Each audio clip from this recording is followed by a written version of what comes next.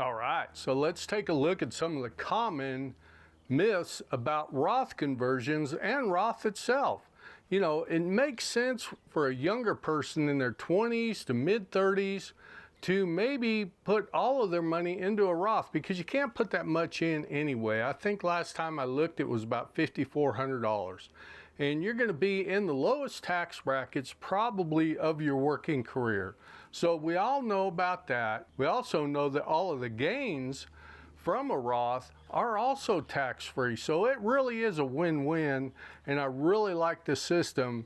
But what you may not know is later in life, there are some times when you may want to look at Roth conversions. Now, when you talk to your financial advisor, he might give you the old evil eye and tell you, well, we got to look a little closer into this, and you know, we'll look at the markets and we'll figure out when the time's right. And all of that is very true, but what you really need to do, you need to talk to your CPA and your financial advisor and get them on the same page. Because your CPE, the Roth system is basically set up in your later years for tax advantages. Well, it's probably not set up for that, but that's what we can use it for. So let's take a look at some of these common myths. And the first myth I'd like to go over is that you need to have enough cash to pay for the taxes when you do a Roth conversion. And you know, that does make a lot of sense because you're pulling money that's growth potential money out of your traditional, you're putting it in the Roth, and then if you don't pay the taxes from somewhere else, those taxes come out of that money, so it doesn't have the same earning potential. And a lot of financial advisors will just put up the stop sign and say, no, we don't want to do that. That's not the course we want to take. Well, I think you'll need to look a little deeper into that. For me personally, there is a better time to pull the trigger on a Roth conversion than others. And that's when the market's down, because you're selling depreciated assets and you're putting them in the Roth account, and hopefully from there it will grow back up to what it previously was. So converting during a down market can be a strategy you need to look at pretty closely. Because remember, all of the money that your Roth account makes, all of the gains that it makes, those are tax-free as well. So there could be an advantage to going ahead in a down market and pulling some of those funds out of your traditional and putting them into your Roth to let them grow at a tax-free rate. So to me, that's a pretty good strategy, and that's probably what I'll be looking at doing. So number two, I'm in too high of a tax bracket to even consider doing a Roth conversion. It'll kill me.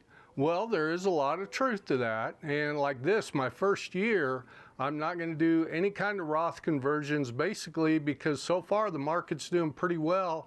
And I had a bonus that I got when I left work, and I had 6 weeks of pay. So my income this year is actually going to be higher than what it will be in future years in retirement. But if your financial advisor tells you, oh no, you're in way too high of a tax bracket, you can challenge them and say, not so fast, my friend.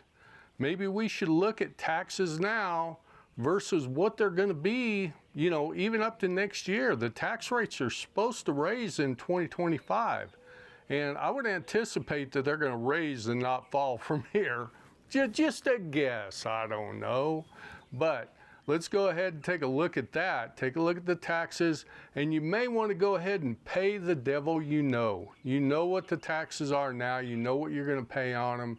And, that knowing has a certain amount of comfort to it. Might say comfort. Now, remember, I'm not a financial advisor. I'm not a professional. So talk to your financial advisor, talk to your CPA, and see what they have to say. Now, the other thing that I don't hear many people talking about, RMDs, okay? Required minimum distributions. Depending on your age, when you get into your 70s, you're going to have to start taking a certain amount out of your traditional 401k. And that could impact you later in life because, like me, I'm only 61 right now. I'm not drawing my Social Security or anything.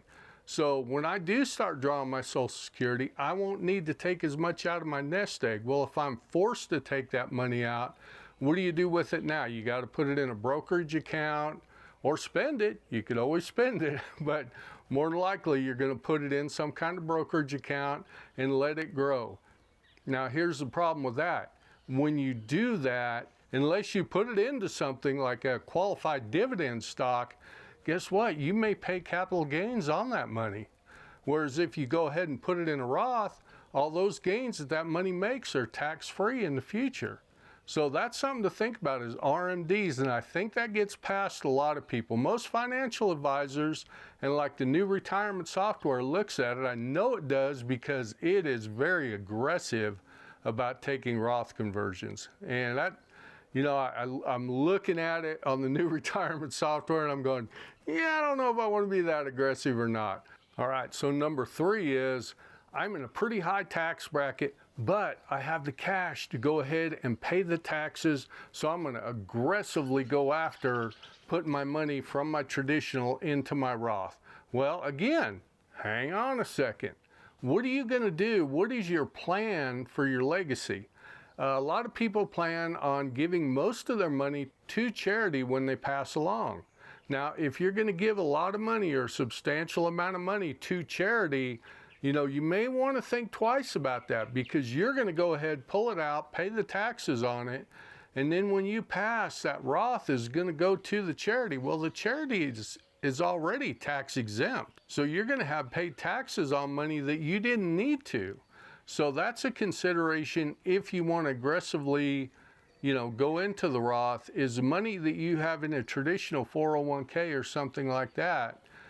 If a charity gets that, if you donate that to a charity, they don't have to pay the taxes on it. So that is one instance where maybe you don't want to be as aggressive. So you know what? This is a new channel, and I would really like it if you'd go ahead and hit that like button and leave me a comment. Let me know where you're from. You know, that's always pretty cool. This is my second channel, and I have a pretty international channel going. We got a lot of people in Australia, a lot of people in Canada, a lot of people in Europe. It's a fishing channel, so I won't get the international crowd here with the retirement channel, but I really would like to know where you're from, if nothing else. So I hope you've enjoyed the video, and go ahead and watch this one next.